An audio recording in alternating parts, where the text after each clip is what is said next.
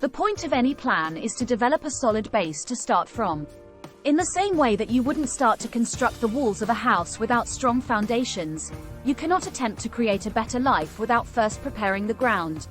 In order to do this, you must understand where you have come from, what you have or have not achieved, and how that has affected you. Many people will be starting this journey having been through miserable experiences, and so, much like the study of history, we must know where we've been in order to find out where we are going.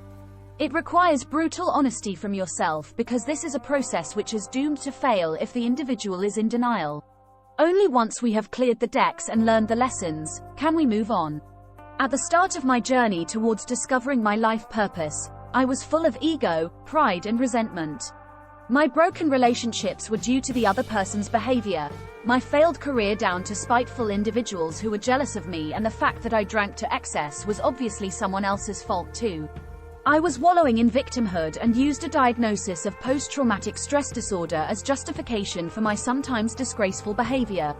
However, there came a point after another 3-day drinking bout that I realized I had to take ownership of my life.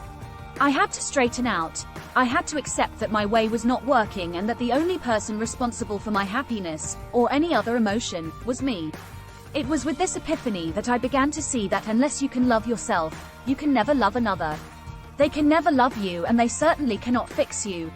It is the ultimate con to draw another towards you in order to drain them of their energy under the pretense of love. Thus we must fix ourselves first. We must remove the ego, the pride and the other negative emotions. How long this process takes is dependent on how ready you are. Take your time, be honest with yourself, and if you need to repeat any of the steps, go for it. As the old fable says, a house that's built on sand is doomed to be swept away.